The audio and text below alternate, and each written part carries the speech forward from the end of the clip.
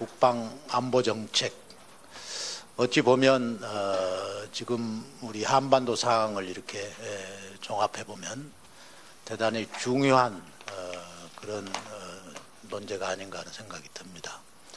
오늘 참석해 주신 분들의 면면을 보니까 그 주제에 맞게 제가 볼 때는 아주 제일 그 분야에 유명하신 분들만 나오신 것 같아요. 우리 장영석 박사님, 또 우리 윤영원 대기자님은 제가 아주 군대 현역에 있을 때부터 아주 날카롭게 우리 국방안보 분야를 지적해 주신 분들이고, 우리 독거슨 박사님도 마찬가지고요. 우리 또 서수석 박사님 반갑습니다. 예. 하여튼 뭐 오늘 또 발제해 주시는 우리 허정열, 정경영 박사님들 대단히 감사합니다. 뭐 여러분 잘 아시는 내용이지만 북한 애들이 미사일을 최근에 발사하고, 또 김정남이가 지금 뭐 어떤 상황인지 정확하게 결론이 나오지 않았지만 또 테러가 있었고, 어찌 보면 상당히 지금 국방안보 분야에 경각심을 가져야 할 그러한 시기가 아닌가 하는 생각이 듭니다. 특히 이번에 미사일 발사는 지금까지 액체 연료로 했던 것을 고체 연료화함으로써 어떻게 보면 기술이 진일보되고 상당히 우리가 대비하기에도 상당히 어려운 상황이 됐지 않았느냐 하는 생각이 들고요. 더더군다나 이제 궤도에 의한 이동 발사대, 이걸 이용하게 됨에 따라서 그 두 가지를 잘 이렇게 결합해 보면 우리가 미사일 방어나 핵에 대비한 어떤 전략을 그림을 다시 그려야 될 필요가 있겠다라는 생각도 들어요. 그래서 이제 우리 수도권 위협에 대단히 위협이 되는 장사정포도 마찬가지고, 미사일에 대한 핵방어도 우리가 새롭게 저들의 어떤 진일보된 기술에 따라서 우리의 방어 대책이 조금 더 발전돼야 될 필요가 있겠다.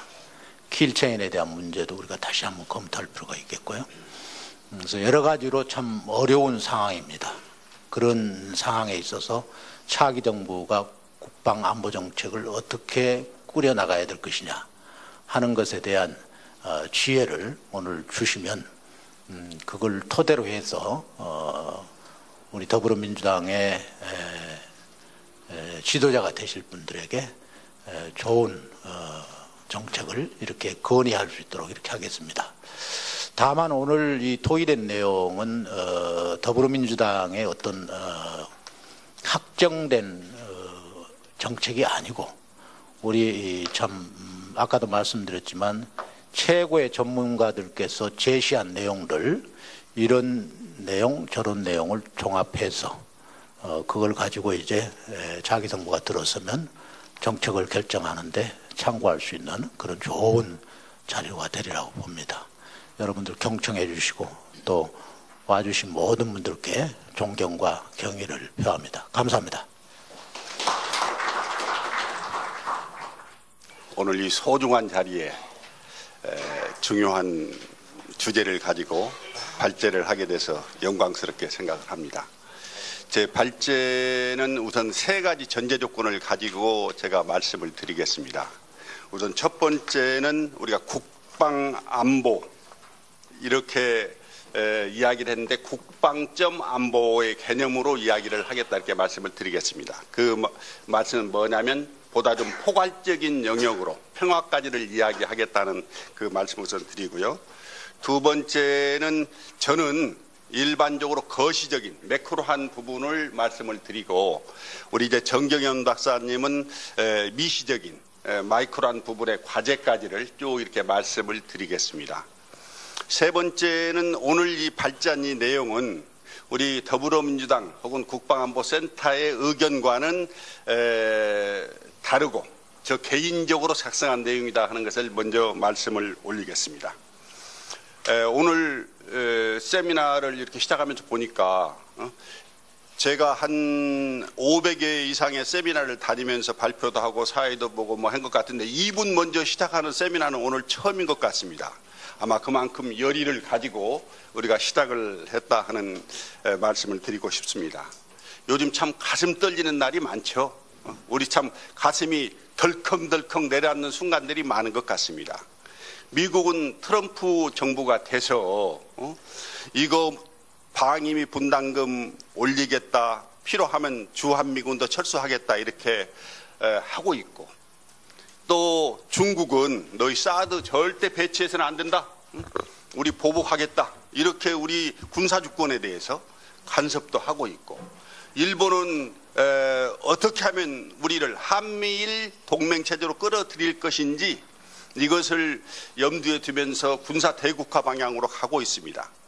거기다가 처리 안 된 우리 북한은 뭐 북극성 2호를 발사하는가 하면 김정남이 사건을 유발시키는 여러 가지 행위들을 하고 있습니다. 그래서 우리 지난 과거 70년의 역사 중에서 50년 동안 우리가 피스키핑, 평화를 지키는 노력을 했었고, 그 다음에 국민의 정부, 그 다음에 노무현 정부 들어와서 우리가 피스 메이킹 하는 한 10년간의 기간을 가졌었습니다.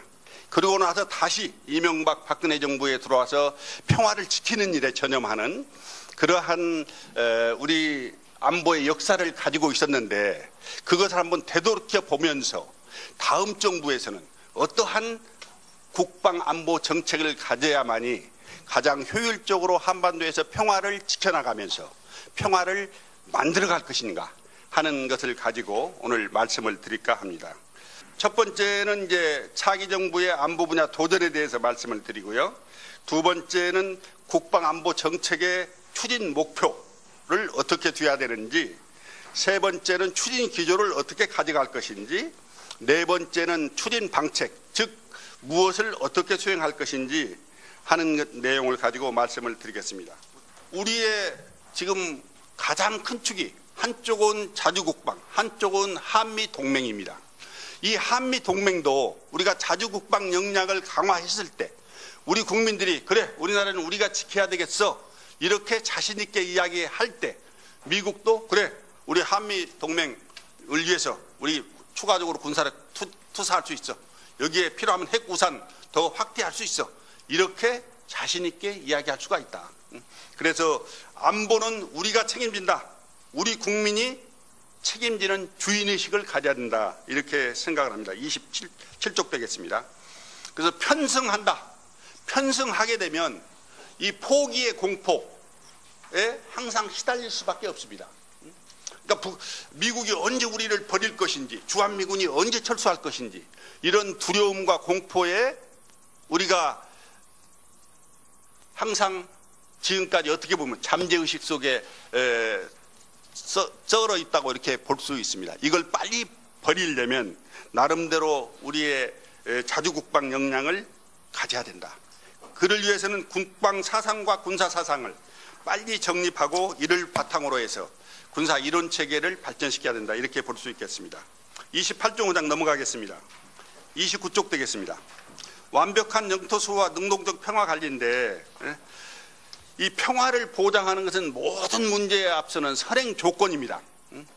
그러니까 우리 국민들은 어떻게 보면 호전성을 띠고 우리 전쟁해도 된다 이렇게 이야기할 수 있지만, 우리 안보를 생각하면서 안보를 중시하고 전략을 수립하는 사람들은 어떻게 하면 위기를 다시 평화체제로 되돌릴 수 있을 것인지, 어떻게 하면 한반도에 영원한 평화체제가 정착돼서 이게 평화통일로 연결될 것인지, 이런 것들을 부단히 연구해야 된다, 이렇게 생각을 합니다. 30쪽 되겠습니다. 이러한 목표를 바탕으로 해서 추진기조는 인류정예 강군을 육성하는 건데, 인류정예 강군이라고 하는 것은 뭐냐면 우리가 무기체계도 잘 가져야 되겠고 훈련도 잘 돼야 되겠지만 싸울 수 있는 의지와 능력을 갖추는 것이 중요하다. 이 세 번째 항목이 제일 중요하다고 저는 생각을 합니다. 그래서 이 싸울 수 있는 사실 능력을 갖추는 것, 의지를 갖추는 것, 이것은 우리의 전략에서부터 국방개혁에 이르기까지 모든 요소가 다 곱하기 개념으로 돼야 이게 가능하다 이렇게 볼 수 있겠습니다. 31쪽 방위 충분성 전력이 되겠습니다. 이 충분한 전력이 뭐냐? 이거는 우리가 무한대로 확대해서 볼 수 있겠습니다. 그런데 32쪽 보면 우리가 이제 가장 중요한 게 이제 북한의 핵 문제인데, 조금 전에 우리 센터장님 말씀하셨는데 이 킬체인, 그다음에 KMD, KMPR 이 3축 전략을 우선적으로 가져가는 것이 우리 국민들한테 우선 북핵 문제 우리가 이렇게 준비하고 있다 하는 신뢰를 줄 수 있는 거다 이렇게 볼 수 있겠습니다. 킬체인의 유효성에 대해서는 나중에 토론 과정에서 충분히 토론을 할 수 있다고 생각을 합니다. 그런데 이 국방비가 소모성 경비냐, 여기에 대해서 우리 국민들이 대부분 다 소모성 경비라고 생각을 합니다. 그러나 국방비 한 60% 이상은 생산성 경비로 들어갈 수 있다. 그래서 국방비를 주는 것을 국민들이 아깝게 생각하면 안 된다. 저는 이렇게 생각을 합니다. 세 번째, 군수한 견고한 군사 동맹체제 발전입니다. 한미 동맹은 우리가 혈맹이라고 그렇습니다. 근데 혈맹이라고 하는 한미 동맹이 최근에 트럼프 정부 들어와서 많이 흔들리고 있습니다. 다행히 매티스 사령관이 와서 그래 한미 동맹 우리 견고하게 앞으로 하도록 노력하겠습니다. 또 우리가 필요한 분야에 있으면은 헌신적으로 노력하겠습니다는 메시지를 주고 가서 그나마 조금 위로가 되지만, 그러나 트럼프 정부에서 앞으로 어떻게 흔들릴지 우리는 지금 예측하기는 쉽지 않습니다. 그래서 한미동맹도 가능하면 수직적 관계에서 수평적 관계로, 즉 우리가 주인이 되는 동맹으로 이렇게 가야 된다 이렇게 생각을 합니다. 34쪽 되겠습니다. 그래서 방위 충분성 전략을 우리가 확보한 후에는 한미 연합 방위 태세를 보강하면서 한국화를 추진해 나가야 된다 이렇게 이제 볼 수 있고요. 그 다음에 전환 조건을 우리가 조기에 충족하면서 전시작전 통제권을 조기에 전환할 수 있도록 노력을 해야 된다 이렇게 말씀을 드리겠습니다. 35쪽 되겠습니다. 그래서 차기 정부 기간 동안에는 한미동맹의 기조는 튼튼히 유지해야 된다 이렇게 보는데요. 그 이유는 우선 쌍무동맹이 가장 효율적입니다. 그리고 지금 동북아에서 우리가 타자 안보 체제를 갖추는 것이 쉽지 않다. 그래서 한미동맹을 튼튼히 하면서 우리의 평화 노력을 가야 된다 이렇게 생각을 합니다. 네 번째, 군사력 신뢰 구축의 실천적 구축인데요. 이건 여러분들 쭉 보시면 알 텐데, 이게 한반도에서는 앞으로 우발적인 충돌, 그다음에 오판화연 위기상황 발생이 수시로 일어날 수 있습니다.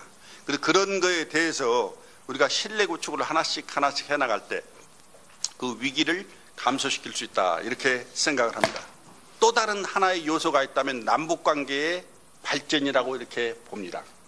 그러니까 이런 세 가지 축을 유지를 시키면서 남북관계를 어떻게 평화적인 방향으로 끌고 나갈 것이냐에 따라서 차기 정부의 국방안보 정책이 성공하느냐 그렇지 않느냐 이렇게 달려있다 이렇게 감히 말씀을 드립니다. 감사합니다.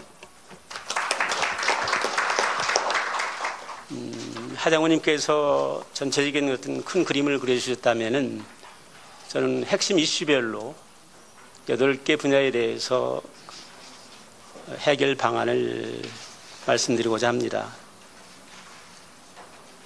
아마 우리 현대사에서 오늘의 상황처럼 위협과 도전을 받는 시기는 없었지 않았나 생각이 듭니다. 내부적으로 시대정신과 자주국방을 외면하는 집단이 저는 있다고 봅니다. 무조건 동맹에 의존하면 안보가 해결된다는 인식을 갖고 있는 것도 상당히 저는 대단히 도전 요소라고 보고, 많은 분들이 말씀하시는 것처럼 우리 전략 안보 환경이 만만치가 않습니다. 참 결기 어린 자세로 정부와 국민과 군이 대처하지 못한다면은 이런 내부의 경량에 휩쓸려 갈 뿐만 아니라 그냥 침몰할 것 같은 그런 위기의식을 느낍니다. 트럼프 행정부가 핵 미사일과 관련해서 할 수 있는 2가지 시나리오가 있습니다. 하나는 핵 능력과 핵 능력을 제한시키기 위해서 동결시키는 것이죠. 동결선에서 봉합을 하는 방법입니다. 그래서 아까 말씀드렸듯이 비확산에 중점을 두면서 현존 핵 능력은 그대로 묵인해 주는 것입니다. 또 한 가지는 지금 핵 임계점이 넘어섰다고 판단이 됐을 때는, 혹은 임계점이 조만간 다가온다고 판단을 하면은, 워싱턴에서의 공기는 어떻습니까?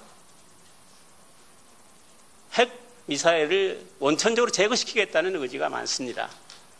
조만간 그들이 12,000km의 그 KN-OAC 됐든 14가 됐든 또 대유권 재지집할 수 있는 미사일 능력을 확보하게 된다면은 미 본토를 핵 미사일로 공격하지 아니란 법이 없다는 위기의식이 있습니다. 지난 12월 중순에 워싱턴에 갔을 때도 온통 북한 핵 미사일 위협을 어떻게 해결할 것인가를 놓고 의회나 싱크탱크에서 혹은 국방부나 합참에서 하는 것을 현장에서 느끼면서 했던 것은, 여기에 있는 우리보다도 오히려 더 핵 미사일 문제를 미국은 더 심각하게 느끼고 있고, 그래서 나오는 것이 어떻겠습니까?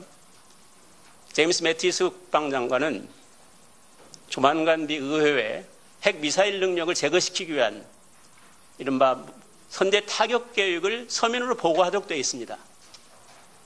이건 계획에 끝날 것으로 봅니까? 과연 이런 상황 하에서 우리는 어떻게 이 문제를 해결해 나갈 것인가? 그런데 북한은 또 가만히 있지 않겠죠. 전력이 증강이 되고 그런 무력 행동이 예상이 되면은 까꾸로 칠 겁니다.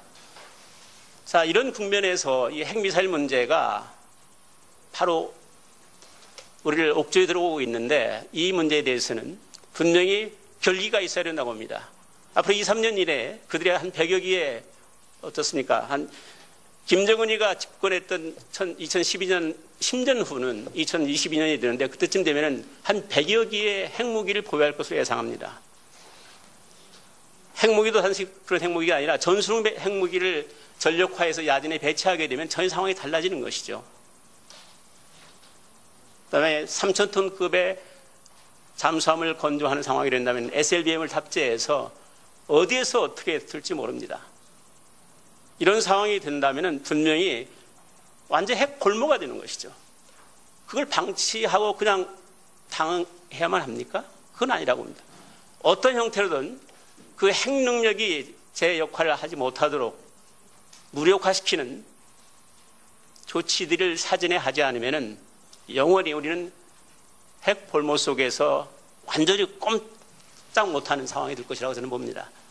그래서 이 문제에 대해서는 또 전쟁으로 확대될 가능성이 있다 보니까 이런 사태에 대해서는 한미 간에 긴밀히 협조해서 군사제재를 통해서 북한 핵 능력을 무력화시키는 것들도 불사해야 된다는 생각이 듭니다. 문제는 그것이 확전될 가능성이 다분히 있기 때문에 한미 간에, 한미 국방 대통령이 이루어진 것이 국가통수기구입니다만, 국가통수기구 선에서의 합의가 이루어지지 않는 상태에서는 이런 무력 행동이 이루어지지 않도록 한다.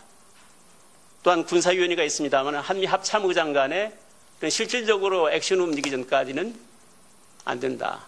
그 대전제는 우리 국민이, 우리 군이 이런 핵 문제에 대해서 더 끔찍스러운 상황이 있기 전에 그들이 더 이상의 핵을 가지고 장난치지 않도록 하겠다 하는 그런 결기가 분명히 있어야 되는 상황이라고 봅니다. 그러나 분명한 것은 사드로 인해서 예상될 수 있는 그 미사일 방어 체제가 MD가 있습니다. MD 체제는 이런 거 아닙니까? 미국이 주도하는 MD 체제인데 MD 체제 가입하기 위해서 세 가지 조건이 필요합니다. 미국과의 MOU를 체결해야 됩니다. 두 번째는 미사일 개발할 수 있는 무기 체계에 대해서 연구 개발을 투자를 해줘야 됩니다. 세 번째는 그 지휘 통제 통신 체제에 CWIS 체제에 연동이 돼야 됩니다. 그러나 이 세 가지가 아무것도 안 되어 있습니다. 그럼 거꾸로 만약에 우리가 한반도의 남쪽 지역에 1개 포대는 부족하기 때문에 이내 3개 포대를 더 추가적으로 해서 우리가 구매를 한다면 이건 자동적으로 MD 체제에 편입될 수밖에 없다고 생각을 합니다. 수도권이 취약합니다만은 팩3로 하면 됩니다. 내년도 구매하도록 되어 있는 걸 팩3로 방어를 하고, 지금 계획하고 있는 한국형 미사일 방어 체대 MSEM이 됐든 LSEM이 됐든 이것을 좀 당기는 겁니다. 그렇게 할 수 있도록 국방 예산도 지원해주고 그렇게 할 수 있도록 그런 첨단 과학기술자들도 대거 충원시켜주면서 우리 것을 합니다. 그러면서 분명히 우리는 MD 체제에 가입하지 않겠다. 이것은 일관되게 DJ 정부 이후에 우리 정부가 추진해 왔던 겁니다. 그렇다면은 이 사드 문제에 대해서는 이런 두 가지 어떤 전제가 우리가 별도로 사드를 구입하지 않겠다 하는 명확한 것을 선을 긋고 MD에 가입하지 않겠다는 것을 분명히 한다면은 중국에 대해서 선을 그을 수 있다고 봅니다. 전자권에 대한 문제입니다. 전자권 문제는 이렇습니다.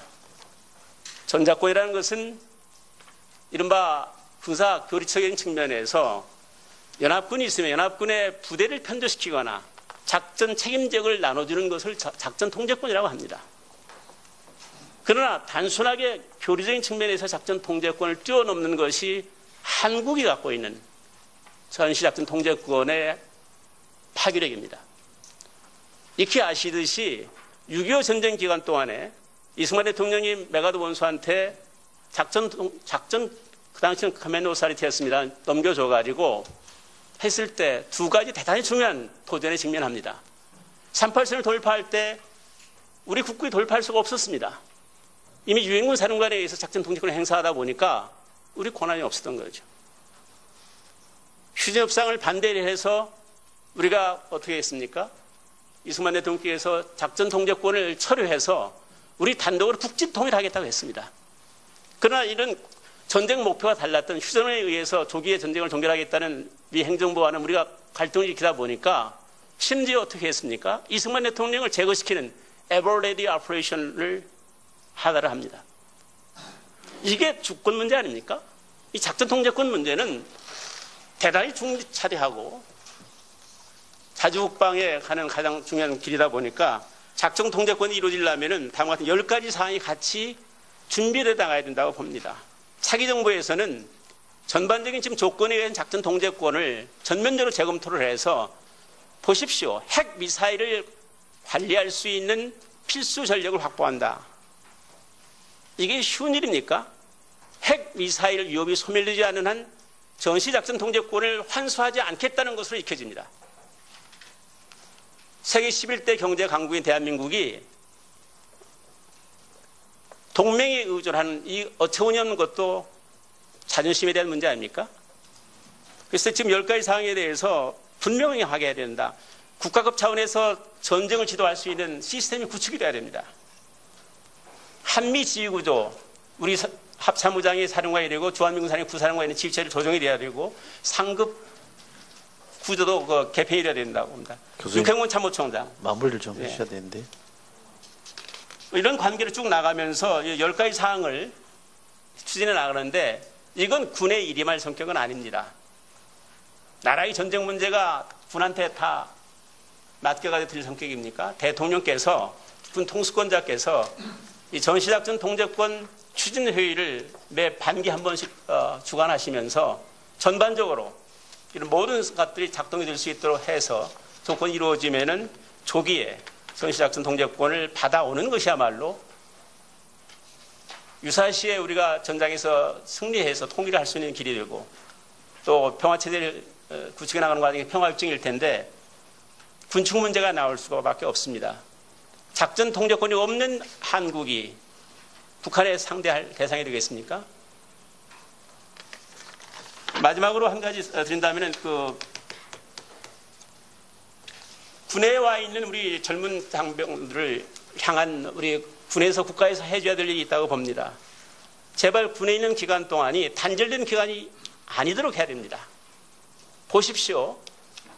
중등학교 임용고사에 합격하는 비율을 보면은 남성이 25%, 여성이 75%입니다. 우리 한국의 사내들은 참 억울합니다. 대학에서 강의하면서 느끼는 참 안타까운 것은 무려 3년이 썩습니다.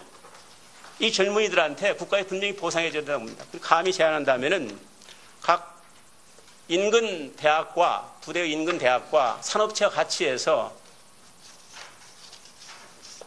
자기개발센터를 운영을 해가지고 그 가용한 대전제가 있죠. 작전 임무 수행, 경계, 교육훈련 이런 걸 대전제하고 각 계급별로 MOS의 수준에 합격된 자에 한해서 20여 개월 동안의 군복무하는 기간 동안에 한 18학점을 저는 이수할 수 있다고 봅니다. 그럼 한 학기를 우리 군에서 책임져 주는 겁니다. 한 학기가 얼마나 귀한 겁니까? 뿐만 아니라 이 머리가 부서져 오지 않지 않습니까? 국가 차원에서 분명히 해줘야 된다는 생각이 듭니다. 결론적으로 우리의 현대사는 엄청난 도전과 시련의 연속이었습니다. 그럼에도 불구하고 이렇게 우뚝 선 나라가 됐습니다. 뭐가 이렇게 두렵습니까? 그런 충분한 저력도 있고 난묵한 체제 경쟁에서 우리가 앞서 있지 않습니까? 이 안보 분야에 대해서 진짜 비상한 전략과 국민의 결기가 투합된다면은 차기 정부에서 그 어느 집권보다도 훨씬 더 튼튼한 안보, 안정되고 평화로운 대한민국이 있을 것이라고 기대합니다. 감사합니다. 자, 발제는 이것으로 마치겠습니다. 두 분의 발제를 마치겠고요. 워낙 주제가 넓게 지금 토의되고 있기 때문에 우리 토론자로 오신 분들도 자유롭게 말씀하셔도 될 것 같고요. 저희가 미리 전제 말씀드렸습니다만 이게 저희 당의 입장을 좀 밝히는 자리가 아니기 때문에 어떤 주장도 하시면 좋겠습니다. 전혀 부담 갖지 마시고 허심탄회하게 하시면 좋겠고요. 우리 하정열 장군님도 그랬지만 우리 정경영 박사님 발표하시는 게 참 굉장히 울분과 열정이 막 이렇게 폭발하는 발표였는데요.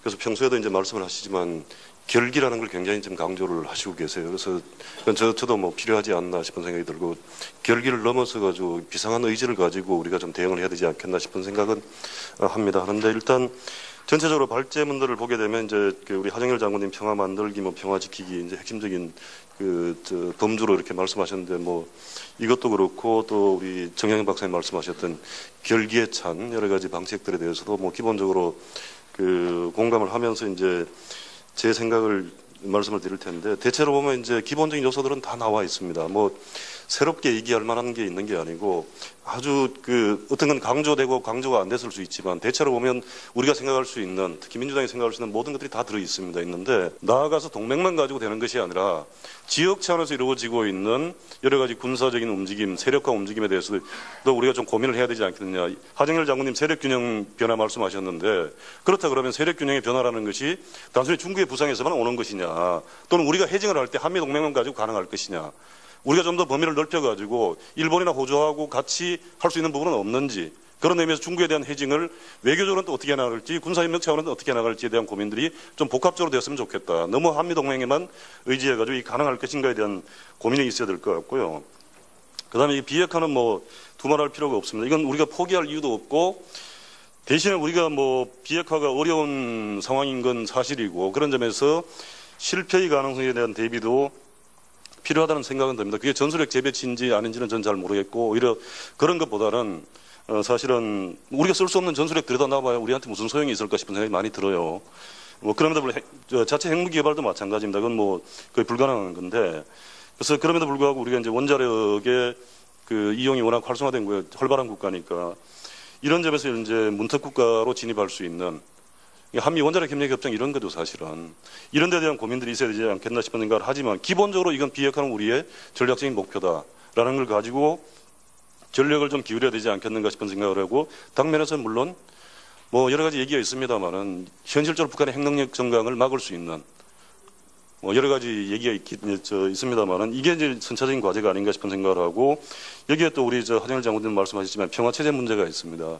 이건 이제 한반도 차원에서 주로 우리가 고민을 많이 해야 될 문제이긴 하지만 이 모든 것을 비핵화든 평화 체제든 이걸 뒷받침할 수 있는 게 사실은 억제이긴 하지만 넘어서서 평화 만들기 차원에 뒷받침할 수 있는 것은 군비 통제입니다. 군비 통제라는 것이 단순히 군비 줄이자는 얘기 아니잖아요, 그죠? 신뢰 구축부터 해가지고 운영적이고 구조적인 차원에 들어가는 이제 군비 감축까지 들어가는 거 이건 아주 훗날 얘기입니다. 그렇지만 이건 전략적인 비전을 가지고 우리가 좀 생각을 해봐야 될 게 아닌가 싶은 생각을 하는데 대개 군비 통제 얘기를 하면 남북 간에 일단 얘기를 합니다. 그건 중요하다고 봐요. 남북 간에도 그런 게 필요하고 지금처럼 정전 체제조차 제대로 관리할 수 있는 기구가 없는 상황은 빨리 벗어나야 되는 거죠. 그렇지만 사실은 이 군비 통제 개념은 한반도를 넘어서 동북아도 넘어서 동아시아 차원에서 좀 우리가 고민을 해야 될 부분이 굉장히 많다 싶은 생각을 합니다. 이런 차원 지역적인 이런 안보 대화 기구들도 많이 있고 또 뭐 진영 간에 이렇게 어떻게 보면 진영화된 기구들도 있지만 군비 통제 개념을 우리가 적극적으로 가져와야만 평화 체제를 실질적으로 뒷받침할 수도 있고 지속 가능한 평화를 우리가 얘기할 수 있지 않겠는가 싶은 생각에서 보다 명료하게 군비 통제 개념을 가져오는 것이 필요하지 않겠나 그런 생각이 들었습니다. 시간이 뭐 별로 없는데 잠깐만 더 말씀을 드리면 이런 개념들을 가지고 우리가 좀 안보 문제를 고민해야 되지 않겠나 싶은 생각을 하고 조금 더 현실적인 질문을 이제 좀 던진다라고 하면 우리가 흔히 이제 공동 안보 얘기를 할 때 유럽의 얘기를 많이 합니다. 그런데 유럽은 공동 안보로 가기까지 사전 프로세스가 있는 거죠. 서유럽의 나토가 만들어졌고 동유럽의 그 발샤 조약기구가 만들어졌습니다. 소련이 먼저 제안해서 헬싱키 프로세스가 시작이 되고 이렇게 됐던 거지만은 결국은 뭐냐 세력 균형이 기반이 돼가지고 공동 안보로 간 거거든요. 서로의 기본적인 안보에 대한 위협은 해소된 상태에서 협력적인 틀로 간 겁니다. 그러면 동북아에서 우리가 특히 동아시아에서 이런 공동 안보 얘기를 많이 하는데 과연 이와 같이 기본적인 재래식 포함 뭐저 핵도 마찬가지겠지만은 기본적으로 군사적인 차원에서 이 안보 불안이 어느 정도 세력 균형 여러 가지 차원에서 해소가 안 된 상태에서 공동 안보를 하자는 게 과연 성립이 될 수 있을까? 동북아에서 우리가 저 유엔과 같은 집단 안전 보장 체제를 만들 수 있을까? 그건 불가능하다고 봅니다. 그러면 어떤 형태로 되든지 지금과 같은 관계는 적을 상정한 집단 방위 체제인데 이런 것들을 우리가 적절하게 세력 균형 차원에서 강화를 해나가는 과정이 오히려 공동 안보로 나갈 수 있는 새로운 틀을 제공하는 것은 할 수 있는 것은 아닌지에 대해서 이건 이제 어느 분이든 좀 같이 얘기를 했으면 좋겠다 싶습니다. 이상입니다.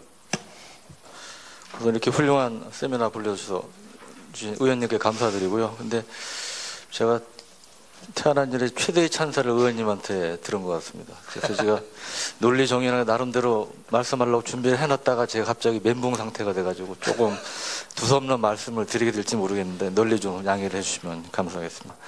야, 우리나라는 지금까지 국방비를 북한보다 몇 배나 더 쓰고 엄청나게 많은 돈을 들였는데 맨날 북한에 끌려가기나 하고 도대체 어떻게 된 거냐. 그리고 그게 또 뭐하고 연관이 되냐면 소위 이제 방위사업, 방산비리하고 또 연관을 시킵니다. 이 돈이 어느 엉뚱한 데로 새서 결국 우리가 북한에 계속 이렇게 끌려다니는 거 아니냐는 불신까지 커지는데 이제 그러한 국민들의 불신은 어느 성향, 소위 보수나 진보, 어느 정권이 됐든 다 부담으로 닥칠 수밖에 없다.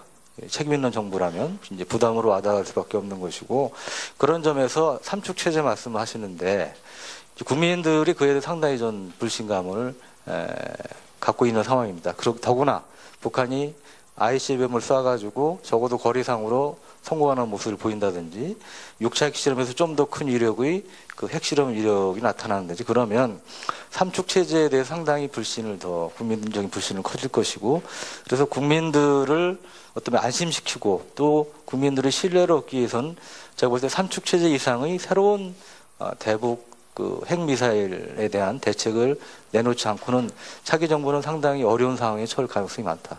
그런 생각이 듭니다. 그래서 그 점에 대해서 좀 같이 고민할 필요가 있다 생각이 되고요. 또 단기적으로 아마 선제 타격 문제가 상당히 이슈가 될 겁니다.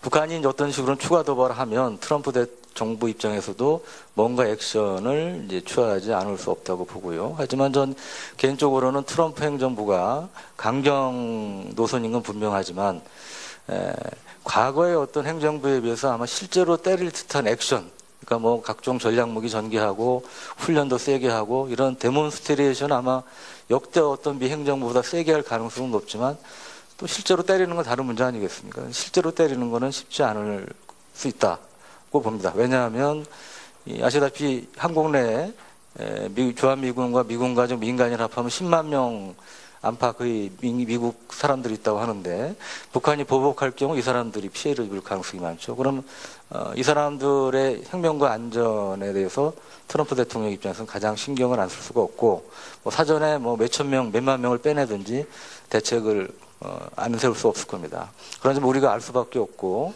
알게 되면 우리 국내에서 굉장한 또 찬반 논란이 일겠죠. 근데 아마도 제가 볼 때는 소위 그 보수 성향의 대선 주자라도 그다음에 대통령이라도 선제 타격에 대해서 지지한다고 공개적으로 얘기하기는 매우 힘들 걸로 생각입니다. 왜냐하면 그 뒤에 후폭풍이 너무나 클 수 있기 때문에 그에 대해서 전 아마도 뭐 언론사 출신, 논설위원 출신 대선 주자를 지휘하고는 아마도 공개적으로 찬성한 분은 거의 없지 않을까 싶은 생각이 드는데, 여하간 간에 하여튼 그런 면에서 상당히 이제 안보 도전이 있다고 생각이 되고요. 근데 정 교수님께 여쭤보고 싶은 거는 정말 트럼프가 선제 타격을 할 수 있다고 보시는지, 때릴 수 있다고 보시는지, 그걸 한번 좀 여쭤보고 싶습니다. 시간이 많이 지나서 제가 간단하게 두 가지만 좀 말씀을 드리고 싶은데, 국방개혁 관련해서 이제 계속 얘기가 나옵니다. 역대 정부, 제가 이제 국방부 출입을 한 20년 넘게 하면서 4개 정권의 국방개혁을 다 지켜봤는데, 어느 정권이나 정권 초기에는 다 국방개혁을 하겠다고 합니다. 그러다가 유야무가 됐고, 박근혜 정권은 예외적으로 국방개혁에 대해서 언급을 하지 않았습니다. 물론 뒤늦게 한민구 장관이 뭐 창조 국방을 내세우긴 했지만, 그런데 이제 제가 느낀 것 중에 하나는 여기 군 출신도 많이 계셔서 대단히 죄송한 말씀입니다만, 이 스스로 군보고 또 팔다리 잘라 이러면 누가 쉽게 자르겠습니까? 쉽지 않습니다. 그래서 아까 이제 우리 서 박사님은 이제 토론문에서 국회에 국방개혁위를 두는 것에서 좀 부정적으로 말씀하셨지만, 저도 그 한계를 압니다만, 그럼에도 불구하고 차선책으로 국회에서라도 이 국방개혁, 저는 이제 혁신이라는 표현을 쓰고 싶은데, 혁신에 대한 뻔뿌질을 하지 않으면 정말 군의 혁신이 힘들 거라고 생각이 듭니다. 그래서 저는 여야 의원을 망라해서 당이 들어가야죠. 민간 전문가 망라하는 국방혁신위를 국회에 만들 필요가 있다. 차기 정부에서 그건 좀 역점 사업으로 좀 추진해 줬으면 좋겠다는 생각하고, 제가 왜 자꾸 혁신을 강조하냐면, 이제 결과를 보면 방산, 비리, 이런 것 등등의 사정 쪽에 주로 초점을 맞추는 측면이 강했고, 그러다 보니까 방산 쪽에 계신 분들이 굉장히 지금 불만이 많습니다. 불만이 넘어서 거의 분노가 폭발하기 직전의 상황인데, 반면 일반 국민은 이제 방산, 비리, 정치권도 마찬가지고, 언론도 마찬가지고, 이런 불신이 크기 때문에 이 괴리가 점점 커집니다. 점점 커지고, 근데 이 괴리가 커지는 건 저는 국가로서는 굉장히 국가적인 비극이라고 생각을 하고요. 차기 정부에서 이러한 부분에 대해서도 노력을 해야 된다. 그 중에 하나가 전 청와대 방산비서관 같은 걸 만들어서 방산 추출에 이런 사령탑을 만들어야 된다 생각이 들고, 두 번째로는 지금 국방부와 방위사업청 이 역할 분담 조정에 대해서 굉장히 10년 가까이 지금 설왕설래하면서 아주 피로도가 높은 상황인데, 차기 정부에서는 결단을 내려야 됩니다. 이게 방사청 그대로 유지할지 아니면 없애고 그냥 획득차관 같은 거 만들어서 국방부로 흡수를 할지, 차기 정부는 이거를 딱 결단을 내주지 않으면 굉장히 소모적인 상황이 지속될 가능성이 높다. 이런 말씀을 드리겠습니다. 감사합니다. 안녕하세요. 국방연구원의 덕교순이고요. 저는 병영정책 관련된 분야의 토론을 맡도록 되어 있어서 발제문을 이렇게 열심히 읽었는데, 사실 병영정책 관련 분야가 그렇게 비중이 크지 않아서 이제 열심히 찾아가지고요. 제가 병영문화혁신하고 복무기간 조정과 관련돼서 이제 토론문을 작성을 했어요. 근데 복무기간과 관련돼서는 워낙 사회적으로 논쟁이 뜨거워서 대부분 다 다 잘 알고 계실 것 같은 생각이 들고요. 또 발제문에서도 계속 우리 북핵 문제라든가 이런 그 안보 상황의 엄중함, 또 특히 주변국도 그렇고 이런 걸 막 말씀을 하셨기 때문에 그거의 논리적인 귀결이 복무기간 단축은 좀 아닐 것 같다는 생각이 들고요. 또 더군다나 이렇게 또 안심국방이라는 말을 쓰시기는 하셨는데, 어쨌든 이 국방이라는 것 자체가 이렇게 누구한테 맡겨놓고 내가 이렇게 안심하는 게 아니라, 그러니까 우리 국민들 모두가 다 이렇게 국방의 한 역할 분담자로서 주체로서 이런 측면이라고 한다고 한다면, 더더군다나 이렇게 복무기간 단축 문제를 지금 시점에서 꺼내는 게 적절할까의 문제는 좀 생각이 들고요. 그리고 현실적으로 봐서도, 논리적으로도 그렇지만 현실적으로도 잘 아시는 대로 그 복무기간 단축하면 지금 현재 국방개혁에 따르면 전환 복무대책 그대로 다 이제 폐지하는 그 계획대로 다 추진하고, 현역 판정률 90% 계속 유지하고, 이렇게 해도 겨우겨우 한 25년도에 그 52.2만 맞출 수 있는 이런 수준이라서, 그걸 단축하게 되면 저희들이 계산해 보면 한 4만 명 정도 부족하던데요. 그러니까 그런 그 부족 자원들이 또 생겨나는 문제, 그리고 또 그게 그 전환복무 대체라든가 또 여러 가지 판정률 같은 이런 부분에 변동이 생긴다고 한다면 또 더 늘어날 수 있는 문제, 이런 현실적인 문제들이 있어서 좀 어려움이 있지 않겠나 하는 거, 그리고 또 뭐 잘 아시는 대로 뭐 숙련도 문제, 그래서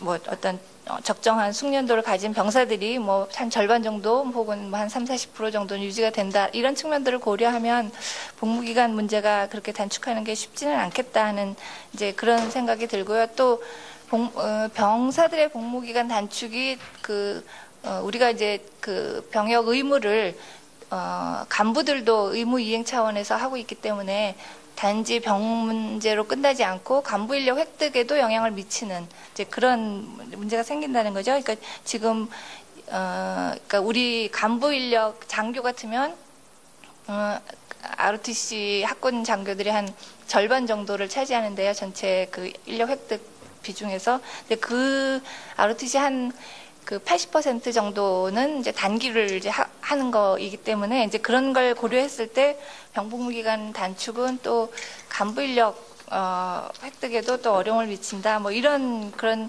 연쇄적인 그 파급 효과들이 있다 하는 이제 그런 얘기들을 이제 정리를 했고요.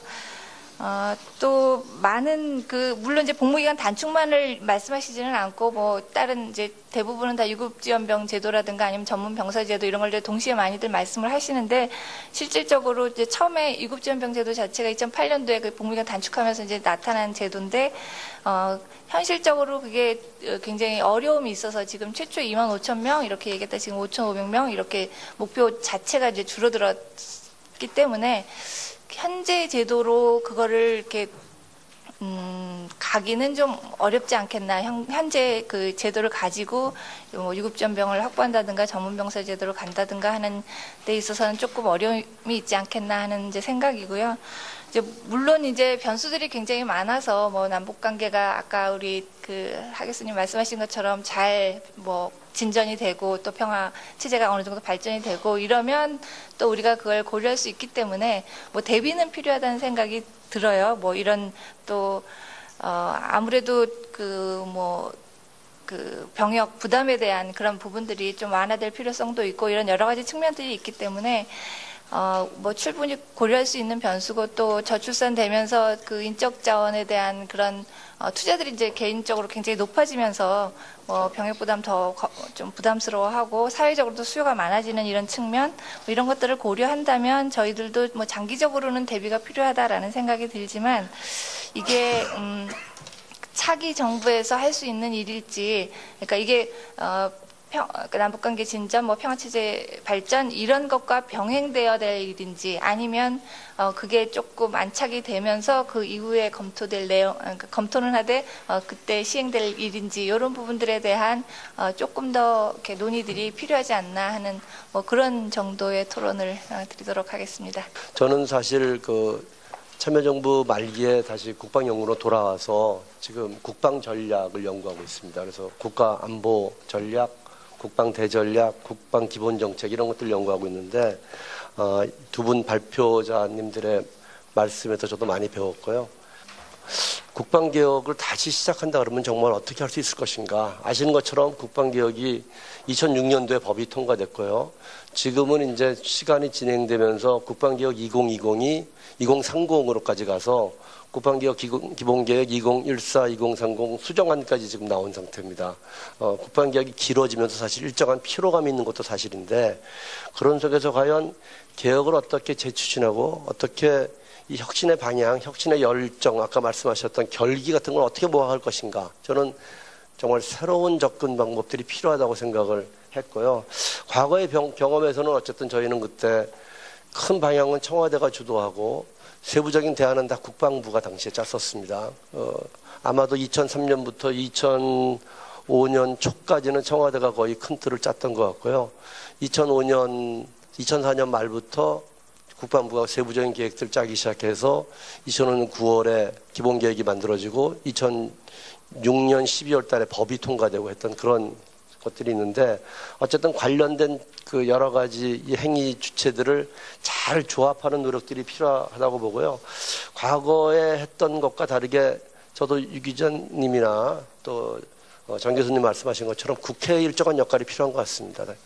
국회가 과거 미국에서 골더튼 니콜스법 만들었던 것처럼 국회가 국방개혁에 큰 방향들을 같이 조율할 수 있으면 좋은데 아까도 말씀드린 또 일정한 한계들도 있을 수 있기 때문에 청와대와 국방부와 국회가 어떻게 서로 조화롭게 큰 틀들을 만들어갈 것인가가 중요하다고 보고요. 저는 아무래도 그 같은 책임의 핵심은 저는 대통령에게 있을 수밖에 없다. 통수권자이기 때문에. 그러니까 대통령의 국방개혁의 큰 방향들을 다른 행위자들이 어떻게 그걸 잘 조화롭게 협력하고 안을 만들어갈 것인가 그런 노력이 필요한 것 같고요. 두 번째는 전자권 전환 관련된 거. 저도 정경영 박사님이나 하정일 원장님 말씀 저도 다 동의하고요.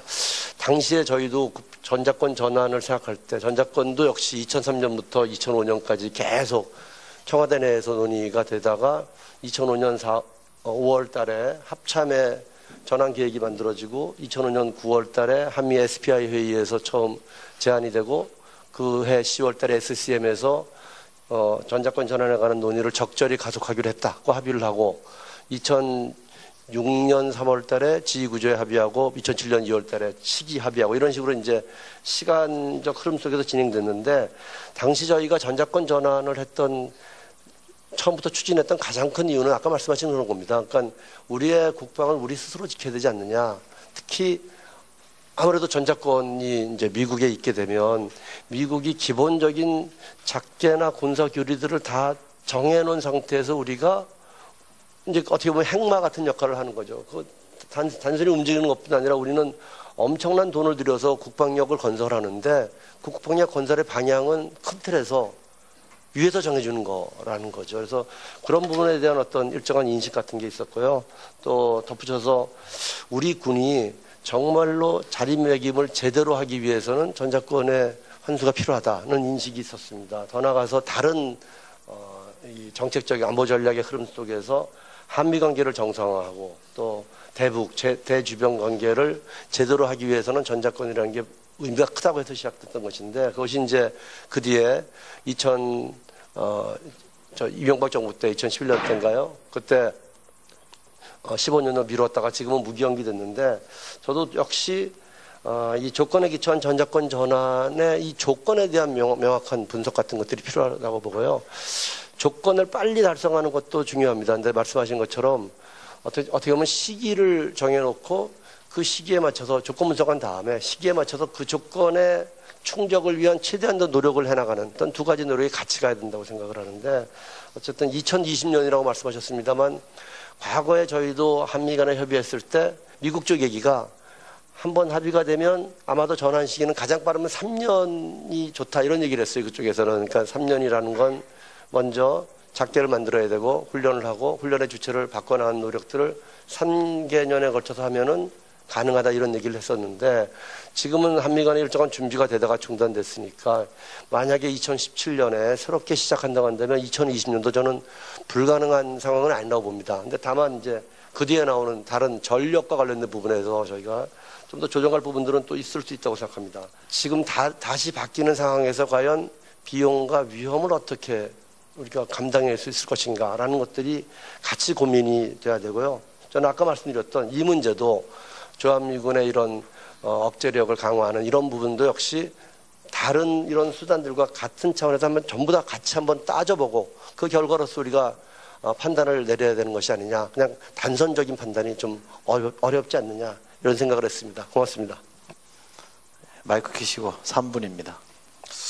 예, 뭐 당도 다른데 저 같은 사람한테까지 또 이렇게 발언 기회를 주시니 한량 없이 감사합니다.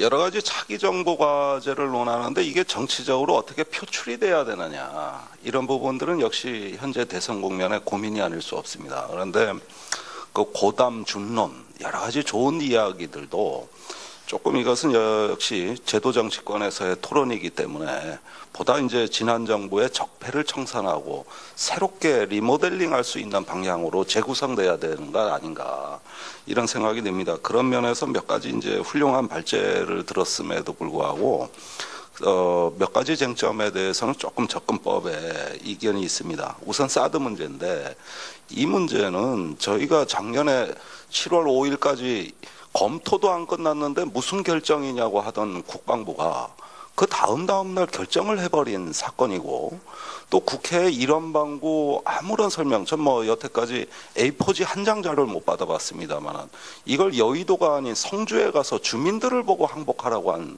일대 사건입니다. 이게 하도 기가 막혀가지고 반대 성명을 제일 먼저 낸 사람들이 새누리당 대구 경북 의원 23명입니다.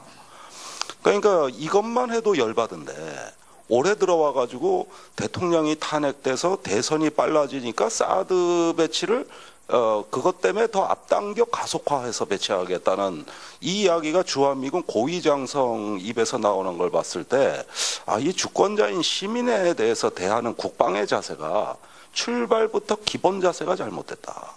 이거는 사드를 배치하려는 진정성이 보여진 것이 아니라 국민에 대한 사드를 통해서 사디스트 짓거리를 하고 있는 겁니다. 그러니까 이런 식으로 접근하는 이 국방의 민주주의와 절차적 정당성이 결여된 이 국방 체제를 어떻게 다시 정상적으로 복원해낼 것이냐.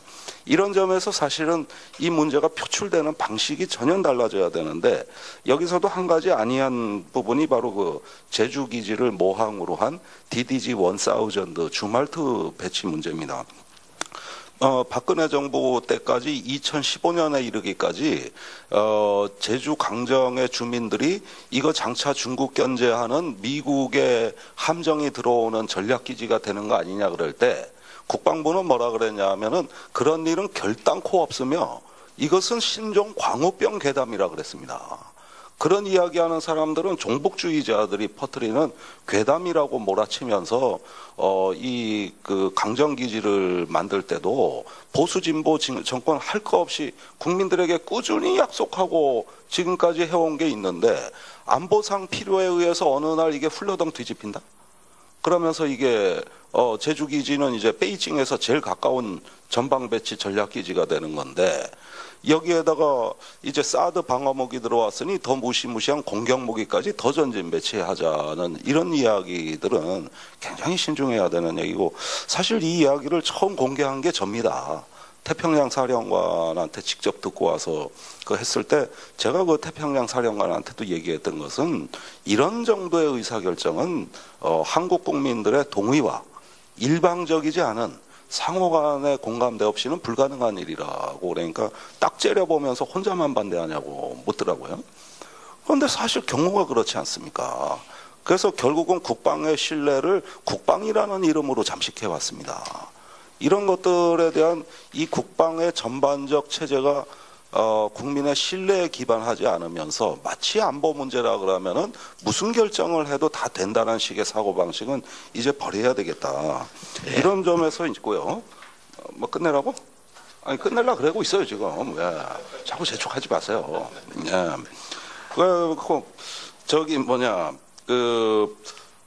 이렇게 민주당이 가끔 도움이 안 될 때가 국방에서도 많이 있습니다. 그리고 마이크 끕니다. 가만 계세요. 예, 마지막입니다. 그 복무기간과 병역 문제에 대해서도 안보적 필요성을 많이 제기해 주시고 또 지금 복무 단축이나 전문 지원병에 대한 어떤 그 어려움이 예상된다 그랬습니다만은 그건 국방의 어려운 문제가 아니고 지금 청년 공동화 현상에 직면해 있습니다. 우리가 서유럽에 비해 청년들 사회 진출 연령이 8년이 늦어요. 그래서 지금 빨리 학제 개편 군복무라든가 이걸 손을 봐가지고 청년들을 일터로 보내지 않으면 국가의 성장 동력이 2020년 중반에 고갈돼 버리는 아주 세계에서 가장 참혹한 인구 절벽 시대를 맞고 있는데 국방부가 한가하게 지금 숙련도 얘기하실 때가 아니에요. 보낼 청년이 없다는 것이죠. 이게 교육, 군사 또 사회 경제 문제에 다 파급되는 순간에는 국방부 혼자 이야기하셔봤자 들어주는 사람도 없는 날이 곧 옵니다. 그래서 우리가 과거 2030 비전을 만들 때도 이것은 국가의 미래 비전 차원에서 지금 군제를 개혁하지 않으면은 심각한 위기에 직면하다는 경고를 이미 받았던 사안이거든요. 근데 이걸 어떻게 군사 문제만으로 풀어갑니까? 그래서 지금은 청년들이 단군 일에 지금 최고로 좋은 스펙을 갖고 단군 일에 최고로 좌절하고 있습니다. 이래서 국가가 지금 미래가 없어지는 건데 네. 지나친 경쟁에 이 문제는 이 군사 논리 문제만으로는 안 풀릴 것이다. 그런 점에서 더 전향적이시는 게 어떻겠느냐. 이건 전에 카이다에서 우리 독고순 박사님하고 저하고 많이 나눴던 얘기거든요. 그러니까 네. 그걸 예. 알았어요. 끝낼게요. 예. 죄송합니다. 예. 이 정도만 말씀드리겠습니다. 네. 네. 한미 합참의장 간에 실질적으로 액션 움직이기 전까지는 안 된다. 그 대전제는 우리 국민이, 우리 군이 이런 핵 문제에 대해서 더 끔찍스러운 상황이 있기 전에 그들이 더 이상의 핵을 가지고 장난치지 않도록 하겠다 하는 그런 결기가 분명히 있어야 되는 상황이라고 봅니다. 그러나 분명한 것은 사드로 인해서 예상될 수 있는 그 미사일 방어 체제가 MD가 있습니다. MD 체제는 이런 거 아닙니까? 미국이 주도하는 MD 체제인데 MD 체제 가입하기 위해서 세 가지 조건이 필요합니다. 미국과의 MOU를 체결해야 됩니다. 두 번째는 미사일 개발할 수 있는 무기 체계에 대해서 연구 개발을 투자를 해줘야 됩니다. 세 번째는 그 지휘 통제 통신 체제에 CWIS 체제에 연동이 돼야 됩니다. 그러니까 이 세 가지가 아무것도 안 되어 있습니다. 그럼 거꾸로 만약에 우리가 한반도의 남쪽 지역에 1개 포대는 부족하기 때문에 이내 3개 포대를 더 추가적으로 해서 우리가 구매를 한다면 이건 자동적으로 MD 체제에 편입될 수밖에 없다고 생각을 합니다. 수도권이 취약합니다만은 팩3로 하면 됩니다. 내년도 구매하도록 되어 있는 걸 팩3로 방어를 하고 지금 계획하고 있는 한국형 미사일 방어 체대 M셈이 됐든 L셈이 됐든 이것을 좀 당기는 겁니다. 그렇게 할 수 있도록 국방 예산도 지원해주고 그렇게 할 수 있도록 그런 첨단 과학기술자들도 대거 충원시켜주면서 우리의 것을 합니다. 그러면서 분명히 우리는 MD 체제에 가입하지 않겠다. 이것은 일관되게 DJ 정부 이후에 우리 정부가 추진해 왔던 겁니다. 그렇다면은 이 사드 문제에 대해서는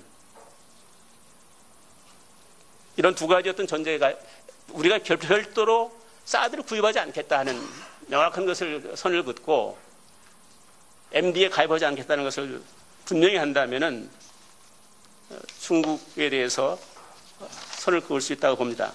전작권에 대한 문제입니다. 전작권 문제는 이렇습니다.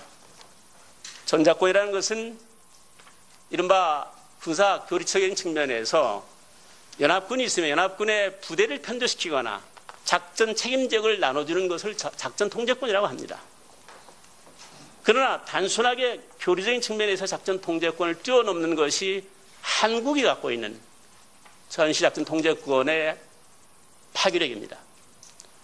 익히 아시듯이 6.25 전쟁 기간 동안에 이승만 대통령이 메가드 원수한테 작전 그 당시는 커맨드 오사리티였습니다. 넘겨줘가지고 했을 때 두 가지 대단히 중요한 도전에 직면합니다. 38선을 돌파할 때 우리 국군이 돌파할 수가 없었습니다. 이미 유엔군 사령관에 의해서 작전 통제권을 행사하다 보니까 우리 권한이 없었던 거죠. 휴전 협상을 반대를 해서 우리가 어떻게 했습니까? 이승만 대통령께서 작전 통제권을 철회해서 우리 단독으로 국집 통일하겠다고 했습니다. 그러나 이런 전쟁 목표가 달랐던 휴전에 의해서 조기에 전쟁을 종결하겠다는 미 행정부와는 우리가 갈등을 일으키다 보니까 심지어 어떻게 했습니까? 이승만 대통령을 제거시키는 ever ready operation을 하다를 합니다. 이게 주권 문제 아닙니까? 이 작전 통제권 문제는 대단히 중차대하고 자주국방에 가는 가장 중요한 길이다 보니까 작전 통제권이 이루어지려면 다음과 같은 10가지 사항이 같이 준비되어 나가야 된다고 봅니다. 차기 정부에서는 전반적인 지금 조건에 의한 작전 통제권을 전면적으로 재검토를 해서 보십시오. 핵 미사일을 관리할 수 있는 필수 전력을 확보한다. 이게 쉬운 일입니까? 핵 미사일 위협이 소멸되지 않는 한 전시작전 통제권을 환수하지 않겠다는 것으로 익혀집니다. 세계 11대 경제 강국인 대한민국이 동맹에 의존하는 이 어처구니없는 것도 자존심에 대한 문제 아닙니까? 그래서 지금 10가지 사항에 대해서 분명히 하게 해야 된다. 국가급 차원에서 전쟁을 지도할 수 있는 시스템이 구축이 돼야 됩니다. 한미 지휘구조, 우리 합참의장이 사령관이 되고 주한미군 사령관이 부사령관이 있는 지휘체를 조정이 돼야 되고 상급 구조도 개편이 돼야 된다고 봅니다. 육해공군 참모총장. 마무리를 좀 해주셔야 되는데. 이런 관계를 쭉 나가면서 10가지 사항을 추진해 나가는데 이건 군의 일임할 성격은 아닙니다.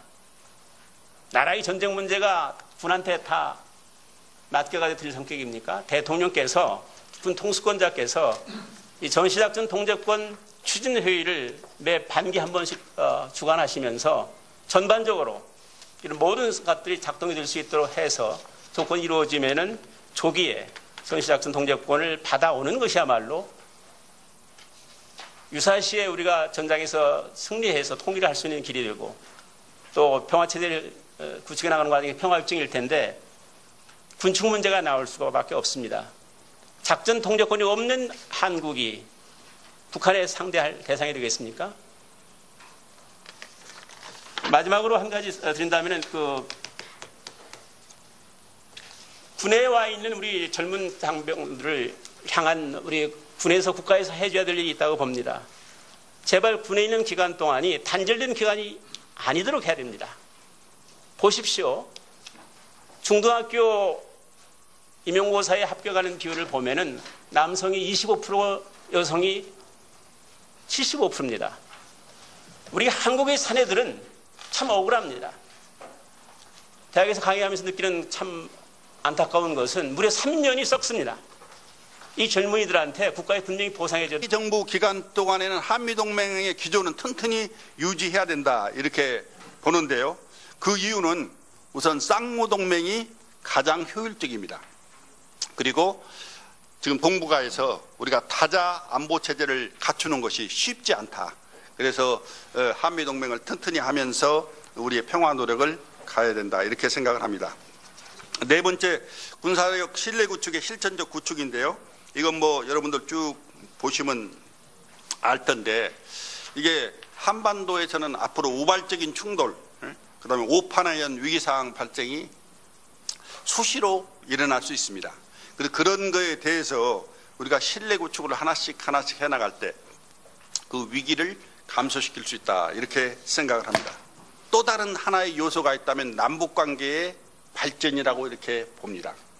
그러니까 이런 세 가지 축을 유지를 시키면서 남북관계를 어떻게 평화적인 방향으로 끌고 나갈 것이냐에 따라서 차기 정부의 국방안보정책이 성공하느냐 그렇지 않느냐 이렇게 달려있다 이렇게 감히 말씀을 드립니다. 감사합니다. 하장훈님께서 전체적인 어떤 큰 그림을 그려주셨다면은 저는 핵심 이슈별로 8개 분야에 대해서 해결 방안을 말씀드리고자 합니다. 아마 우리 현대사에서 오늘의 상황처럼 위협과 도전을 받는 시기는 없었지 않았나 생각이 듭니다. 내부적으로 시대정신과 자주국방을 외면하는 집단이 저는 있다고 봅니다. 무조건 동맹에 의존하면 안보가 해결된다는 인식을 갖고 있는 것도 상당히 저는 대단히 도전 요소라고 보고 많은 분들이 말씀하시는 것처럼 우리 전략 안보 환경이 만만치가 않습니다. 참 결기 어린 자세로 정부와 국민과 군이 대처하지 못한다면은 이런 내부의 경량에 휩쓸려 갈 뿐만 아니라 그냥 침몰할 것 같은 그런 위기의식을 느낍니다.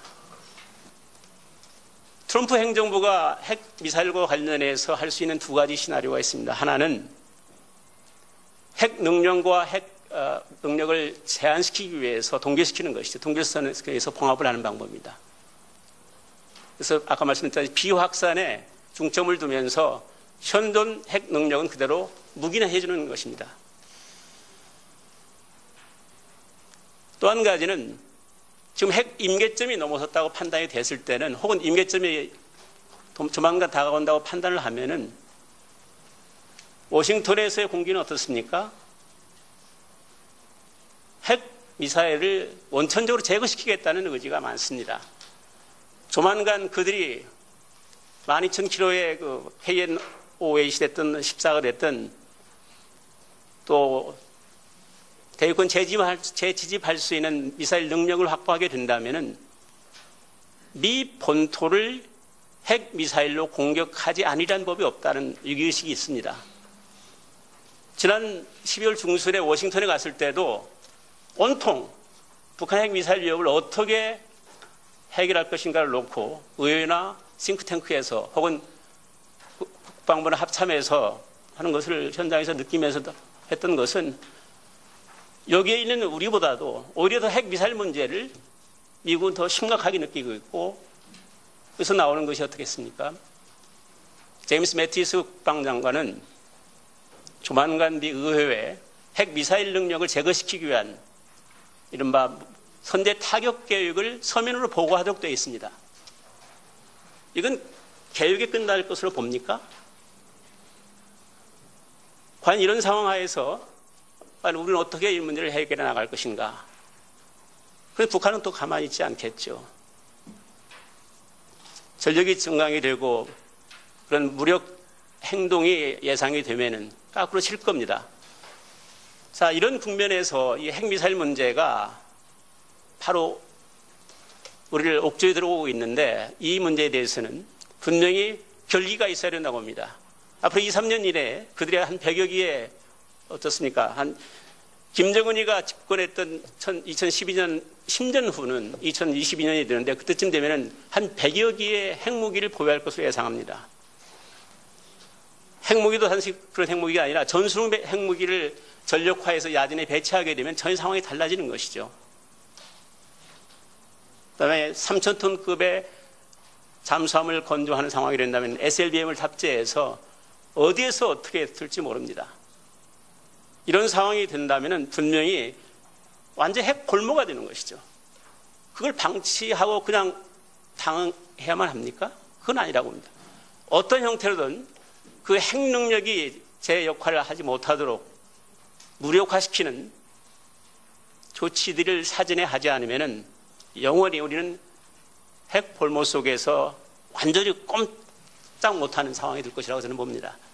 그래서 이 문제에 대해서는 또 전쟁으로 확대될 가능성이 있다 보니까 이런 사태에 대해서는 한미 간에 긴밀히 협조해서 군사제재를 통해서 북한의 핵 능력을 무력화시키는 것들도 불사해야 된다는 생각이 듭니다. 문제는 그것이 확전을 될 가능성이 다분히 있기 때문에 한미 간에, 한미 국방 대통령이 이루어진 것이 국가통수기구입니다만, 국가통수기구 선에서의 합의가 이루어지지 않는 상태에서는 이런 무력 행동이 이루어지지 않도록 한다.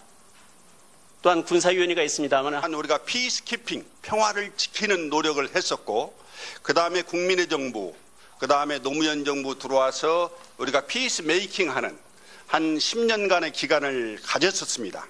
그러고 나서 다시 이명박 박근혜 정부에 들어와서 평화를 지키는 일에 전념하는 그러한 우리 안보의 역사를 가지고 있었는데, 그것을 한번 되돌이켜 보면서 다음 정부에서는 어떠한 국방 안보 정책을 가져야만이 가장 효율적으로 한반도에서 평화를 지켜나가면서 평화를 만들어갈 것인가 하는 것을 가지고 오늘 말씀을 드릴까 합니다.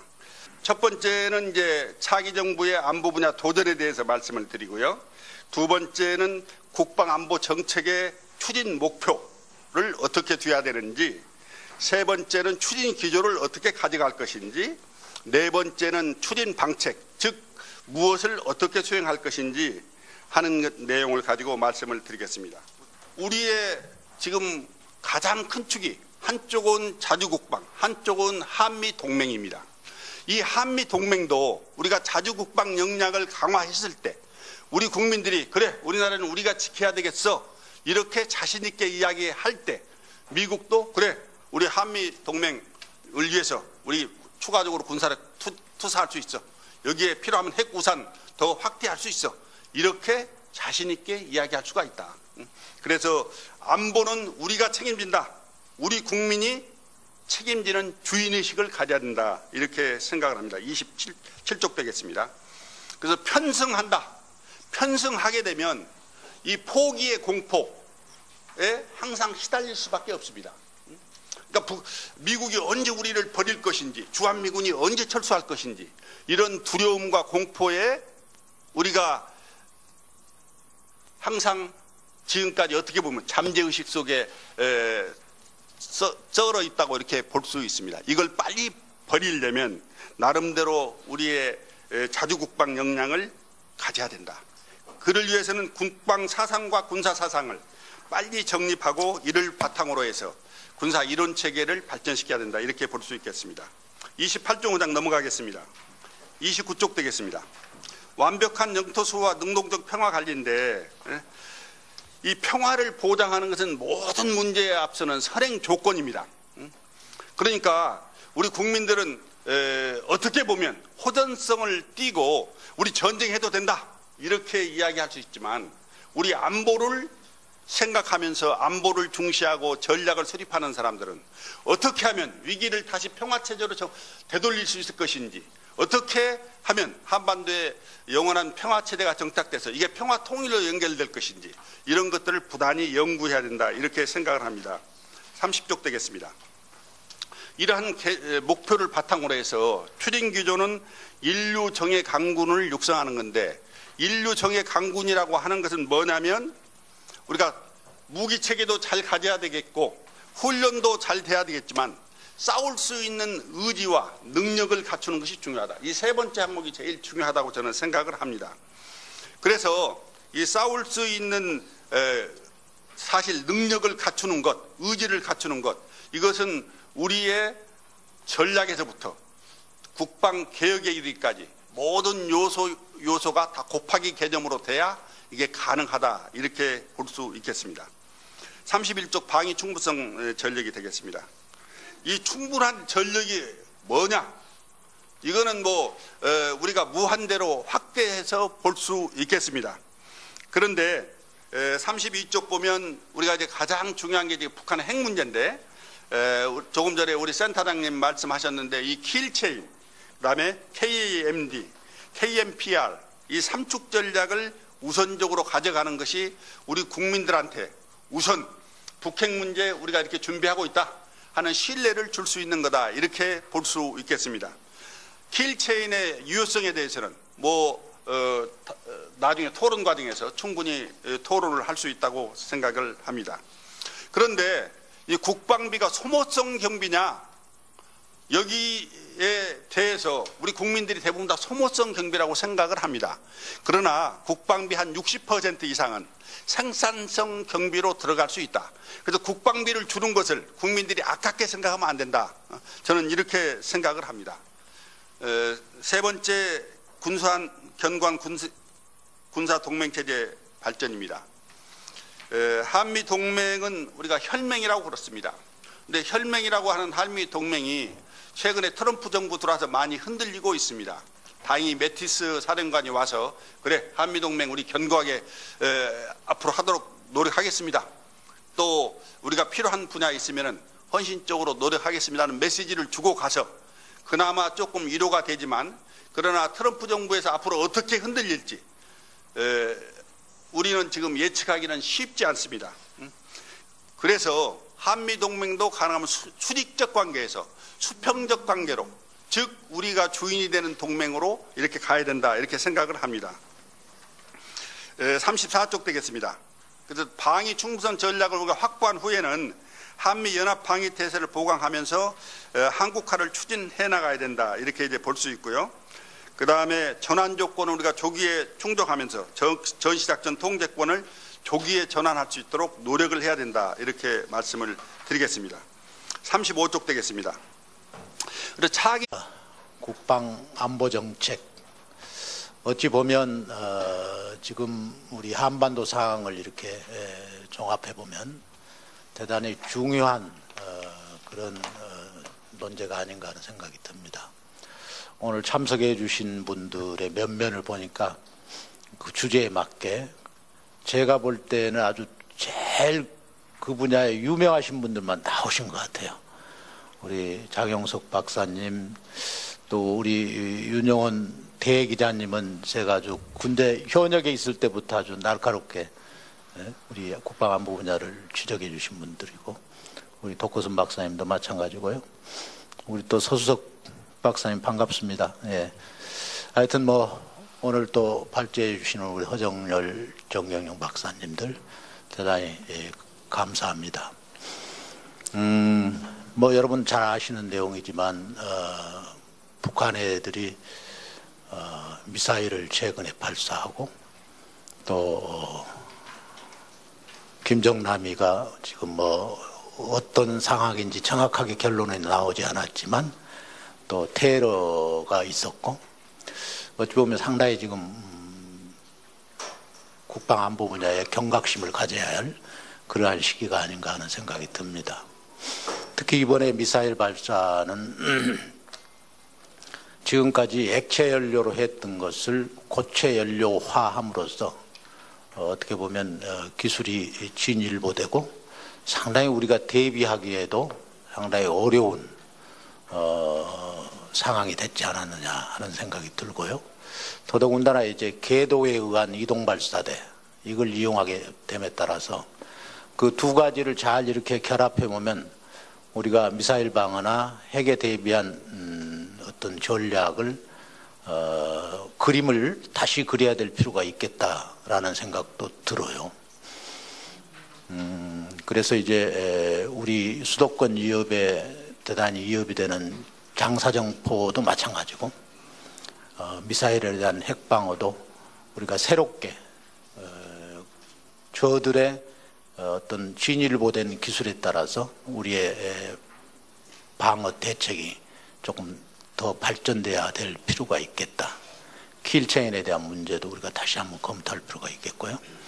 그래서 여러 가지로 참 어려운 상황입니다. 그런 상황에 있어서 차기 정부가 국방 안보 정책을 어떻게 꾸려나가야 될 것이냐 하는 것에 대한 지혜를 오늘 주시면 그걸 토대로 해서 우리 더불어민주당의 지도자가 되실 분들에게 좋은 정책을 이렇게 건의할 수 있도록 이렇게 하겠습니다. 다만 오늘 이 토의된 내용은 더불어민주당의 어떤 확정된 정책이 아니고 우리 참 아까도 말씀드렸지만 최고의 전문가들께서 제시한 내용들 이런 내용 저런 내용을 종합해서 그걸 가지고 이제 자기 정부가 들어서면 정책을 결정하는데 참고할 수 있는 그런 좋은 자료가 되리라고 봅니다. 여러분들 경청해 주시고 또 와주신 모든 분들께 존경과 경의를 표합니다. 감사합니다. 오늘 이 소중한 자리에 중요한 주제를 가지고 발제를 하게 돼서 영광스럽게 생각을 합니다. 제 발제는 우선 세 가지 전제 조건을 가지고 제가 말씀을 드리겠습니다. 우선 첫 번째는 우리가 국방 안보 이렇게 이야기를 했는데 국방점 안보의 개념으로 이야기를 하겠다 이렇게 말씀을 드리겠습니다. 그 말씀은 뭐냐면 보다 좀 포괄적인 영역으로 평화까지를 이야기하겠다는 그 말씀을 우선 드리고요. 두 번째는 저는 일반적으로 거시적인 매크로한 부분을 말씀을 드리고 우리 이제 정경현 박사님은 미시적인 마이크로한 부분의 과제까지를 쭉 이렇게 말씀을 드리겠습니다. 세 번째는 오늘 이 발제한 이 내용은 우리 더불어민주당 혹은 국방안보센터의 의견과는 다르고 저 개인적으로 작성한 내용이다 하는 것을 먼저 말씀을 올리겠습니다. 오늘 세미나를 이렇게 시작하면서 보니까 제가 한 500개 이상의 세미나를 다니면서 발표도 하고 사회도 보고 뭐 한 것 같은데 2분 먼저 시작하는 세미나는 오늘 처음인 것 같습니다. 아마 그만큼 열의를 가지고 우리가 시작을 했다 하는 말씀을 드리고 싶습니다. 요즘 참 가슴 떨리는 날이 많죠. 우리 참 가슴이 덜컹덜컹 내려앉는 순간들이 많은 것 같습니다. 미국은 트럼프 정부가 돼서 이거 방위비 분담금 올리겠다, 필요하면 주한미군도 철수하겠다 이렇게 하고 있고 또 중국은 너희 사드 절대 배치해서는 안 된다, 우리 보복하겠다 이렇게 우리 군사주권에 대해서 간섭도 하고 있고 일본은 어떻게 하면 우리를 한미일 동맹체제로 끌어들일 것인지 이것을 염두에 두면서 군사 대국화 방향으로 가고 있습니다. 거기다가 처리 안 된 우리 북한은 뭐 북극성 2호를 발사하는가 하면 김정남이 사건을 유발시키는 여러 가지 행위들을 하고 있습니다. 그래서 우리 지난 과거 70년의 역사 중에서 50년 동안 감히 제안한다면은 각 인근 대학과 부대 인근 대학과 산업체와 같이 해서 자기개발센터를 운영을 해가지고 그 가용한 대전제가 있죠. 작전임무 수행, 경계, 교육훈련 이런 걸 대전제하고 각 계급별로 MOS의 수준에 합격된 자에 한해서 20여 개월 동안 군복무하는 기간 동안에 한 18학점을 저는 이수할 수 있다고 봅니다. 그럼 한 학기를 우리 군에서 책임져 주는 겁니다. 한 학기가 얼마나 귀한 겁니까? 뿐만 아니라 이 머리가 부서져 오지 않지 않습니까? 국가 차원에서 분명히 해줘야 된다는 생각이 듭니다. 결론적으로 우리의 현대사는 엄청난 도전과 시련의 연속이었습니다. 그럼에도 불구하고 이렇게 우뚝 선 나라가 됐습니다. 뭐가 이렇게 두렵습니까? 그런 충분한 저력도 있고 남북한 체제 경쟁에서 우리가 앞서 있지 않습니까? 이 안보 분야에 대해서 진짜 비상한 전략과 국민의 결기가 부합된다면은 차기 정부에서 그 어느 집권보다도 훨씬 더 튼튼한 안보, 안정되고 평화로운 대한민국이 있을 것이라고 기대합니다. 감사합니다. 자, 발제는 이것으로 마치겠습니다. 두 분의 발제를 마치겠고요. 워낙 주제가 넓게 지금 토의되고 있기 때문에 우리 토론자로 오신 분들도 자유롭게 말씀하셔도 될 것 같고요. 저희가 미리 전제 말씀드렸습니다만 이게 저희 당의 입장을 좀 밝히는 자리가 아니기 때문에 어떤 주장도 하시면 좋겠습니다. 전혀 부담 갖지 마시고 허심탄회하게 하시면 좋겠고요. 우리 하정열 장군님도 그랬지만 우리 정경영 박사님 발표하시는 게 참 굉장히 울분과 열정이 막 이렇게 폭발하는 발표였는데요.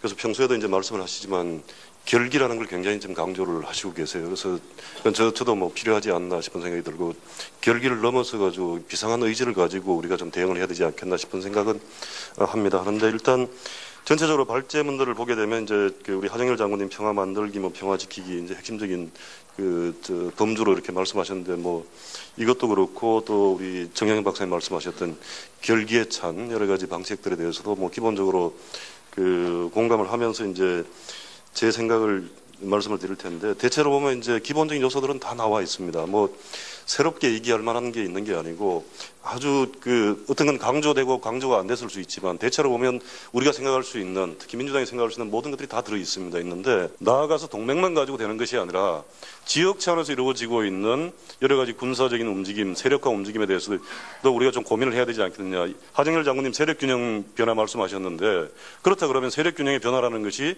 단순히 중국의 부상에서만 오는 것이냐 또는 우리가 해징을 할 때 한미동맹만 가지고 가능할 것이냐. 우리가 좀 더 범위를 넓혀가지고 일본이나 호주하고 같이 할 수 있는 부분은 없는지 그런 의미에서 중국에 대한 해징을 외교적으로는 또 어떻게 나갈지 군사협력 차원에서 어떻게 나갈지에 대한 고민들이 좀 복합적으로 됐으면 좋겠다. 너무 한미동맹에만 의지해가지고 이 가능할 것인가에 대한 고민이 있어야 될 것 같고요.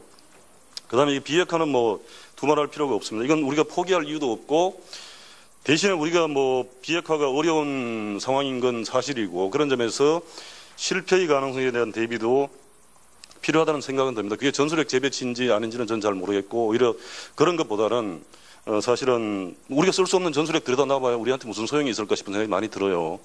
뭐 그럼에도 불구하고 자체 핵무기 개발도 마찬가지입니다. 그건 뭐 거의 불가능한 건데 그래서 그럼에도 불구하고 우리가 이제 원자력의 이용이 워낙 활성화된 거예요. 활발한 국가니까 이런 점에서 이제 문턱 국가로 진입할 수 있는 한미 원자력 협력 협정 이런 것도 사실은 이런 데 대한 고민들이 있어야 되지 않겠나 싶은 생각을 하지만 기본적으로 이건 비핵화는 우리의 전략적인 목표다라는 걸 가지고 전력을 좀 기울여야 되지 않겠는가 싶은 생각을 하고 당면에서는 물론 뭐 여러 가지 얘기가 있습니다만은 현실적으로 북한의 핵능력 증강을 막을 수 있는 뭐 여러 가지 얘기가 있습니다만은 이게 이제 선차적인 과제가 아닌가 싶은 생각을 하고 여기에 또 우리 하정열 장군님 말씀하셨지만 평화 체제 문제가 있습니다.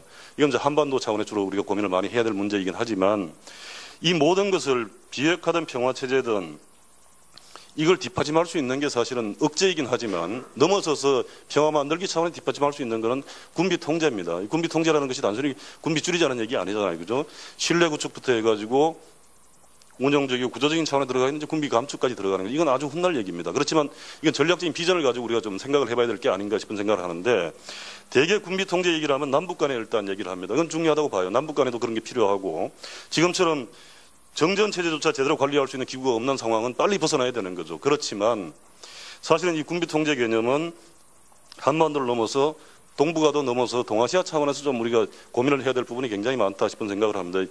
이런 차원 지역적인 이런 안보 대화 기구들도 많이 있고 또 뭐 진영 간에 이렇게 어떻게 보면 진영화된 기구들도 있지만 군비 통제 개념을 우리가 적극적으로 가져와야만 평화 체제를 실질적으로 뒷받침할 수도 있고 지속 가능한 평화를 우리가 얘기할 수 있지 않겠는가 싶은 생각에서 보다 명료하게 군비 통제 개념을 가져오는 것이 필요하지 않겠나 그런 생각이 들었습니다. 시간이 뭐 별로 없는데 잠깐만 더 말씀을 드리면 이런 개념들을 가지고 우리가 좀 안보 문제를 고민해야 되지 않겠나 싶은 생각을 하고 조금 더 현실적인 질문을 이제 좀 던진다라고 하면 우리가 흔히 이제 공동 안보 얘기를 할 때 유럽의 얘기를 많이 합니다. 그런데 유럽은 공동 안보로 가기까지 사전 프로세스가 있는 거죠.